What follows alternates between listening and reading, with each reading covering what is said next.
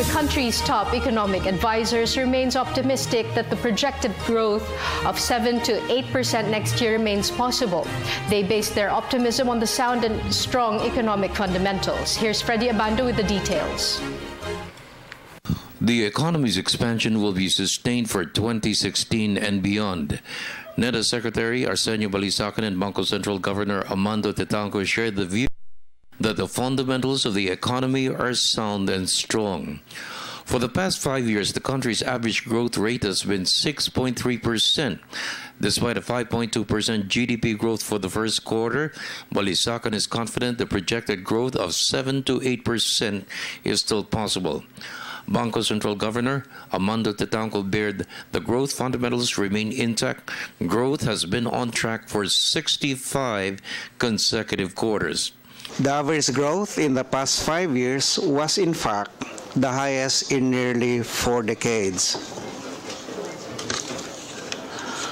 More importantly, the fundamental sources and drivers of our recent economic growth are changing.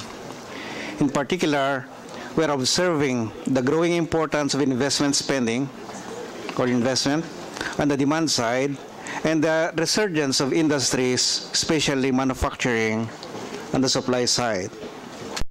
Important, Mr. Chairman, because in the past, what was driving the economy was consumption growth. But we need to diversify the economy toward investment, toward industry, to create high-quality jobs. We continue to hold the view that the country's solid growth fundamentals remain intact. A closer look at the country's growth history indicates that we have been expanding continuously in the past 65 consecutive quarters. The first quarter GDP growth, in fact, was higher relative to the historical average of 4.9% for the period 1999-2014. External weaknesses have taken a toll on our exports. Nonetheless, private consumption continues to be buoyant, while the services and industry output remains firm. The private sector to be the main driver of the economy.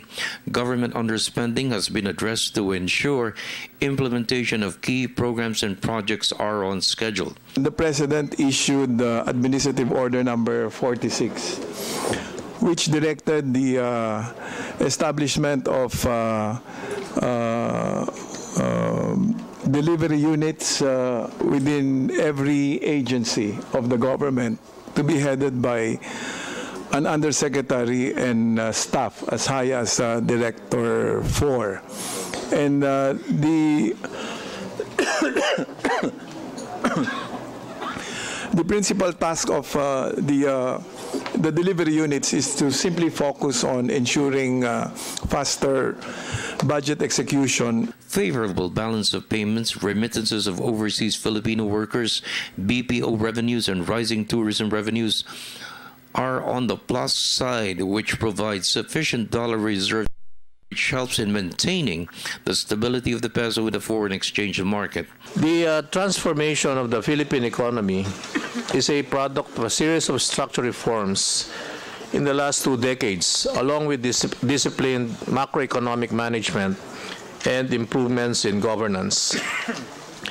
This slide presents a list of critical reforms which we believe have enhanced confidence in the Philippine economy, and these structural reforms helped us in expanding the role of market forces in key sectors of the economy, encouraging investments, ensuring fiscal sustainability, strengthening the banking sector, promoting innovation and competition, encouraging stronger private sector participation, and inspiring business activity. Another plus is the country's banking system. It is sound and resilient. Liquidity has enhanced economic growth. And stable banking system underpinned by improving asset quality and sufficient capital results in the efficient intermediation of funds and effective management of risks. Balisacan stressed growth will greatly benefit the poor for the long term. Balisacan said the conditional cash transfer program will eventually reduce poverty incidence, since the program offers opportunities for school children from the marginalized sectors to complete their elementary and high school education to graduate from poverty to a better life in the future. For the People's Television Network, this is Freddie Abando reporting.